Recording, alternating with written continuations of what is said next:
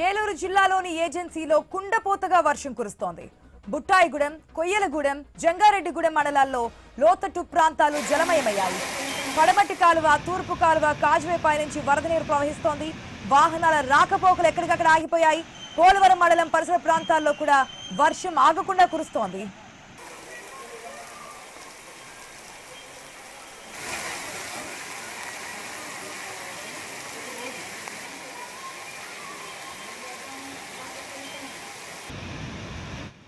మనం చూస్తున్నాం ఏలూరు జిల్లాలోని ఏజెన్సీలో ఇంకా కుండపోతగా వర్షం కురుస్తూనే ఉంది. బుట్టాయిగూడెం, కొయ్యలగూడెం, జంగారెడ్డిగూడెం మండలాల్లో లోతట్టు ప్రాంతాలన్నీ కూడా జలమయమైపోయాయి. పడమటి కాలువ, తూర్పు కాలువ కాజ్వే పై నుంచి వరద నీరు వెళ్తున్నటువంటి దృశ్యాలు ఇంతకుముందు మనం స్క్రీన్ లో కూడా చూసాం. ఏదైతే ఆ కాజ్వే పై నుంచే ఈ వరద నీరు అన్ని కూడా కొట్టుకెళ్తున్న దృశ్యాలు. సో ఇదే దీనికి సంబంధించి. సో రాకపోకలు పూర్తిగా నిలిచిపోయాయి. అటు నుంచి ఇటు రావడానికి లేదు, ఇటు నుంచి అటు వెళ్ళడానికి లేదు. రాకపోకలు పూర్తిగా స్తంభించిపోయాయి. పోలవరం మండలం పరిసర ప్రాంతాల్లో కూడా వర్షం ఆగకుండా కురుస్తోంది.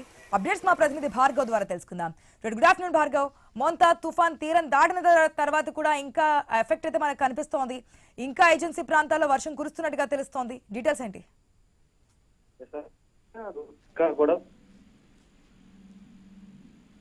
ఏలూరు జిల్లాలో కూడా ఏజెన్సీ ప్రాంతాల్లో, తీర ప్రాంతాల్లో అయితే కనిపిస్తుంది. ప్రధానంగా ఏజెన్సీలో నిన్న రాత్రి నుంచి కూడా కుండపోత వర్షం కొలుస్తానే ఉంది. ఈ రోజు ఉదయానికల్లా ఏజెన్సీలో ఉన్నటువంటి కొండ వాగులు అన్ని కూడా పొంగి ప్రవహిస్తున్నాయి. ప్రస్తుతం బుట్టాయిగూడెం, కొయ్యలగూడెం, జంగారెడ్డిగూడెం మండలాల్లో, అలాగే అక్కడ ఉన్నటువంటి ఎగువ ఉన్నటువంటి జీలుగుమిల్లి ఏజెన్సీ మండలంలో కూడా భారీ వర్షంతో కొండవాగులు పొంగి రహదారులపైకి నీరు అనేది కూడా వచ్చేది. ప్రధానంగా జంగారెడ్డిగూడెంలో శుద్ధ కాలువ పొంగి పొలడంతో అటు జంగారెడ్డిగూడెం, బుట్టాయిగూడెం మండలాల మధ్య రాకపోకలు నిలిచిపోయాయి. అలాగే కొయ్యలగూడెం మండలం కర్ణాపురంలో పడమటి కాలువ పొంగి పొలడంతో కూడా ప్రధాన రహదారిపైకి నీరు రావడంతో కొయ్యలగూడెం, పోలవరం మధ్య రహదారిపై కూడా రాకపోకలు నిలిచిపోయాయి.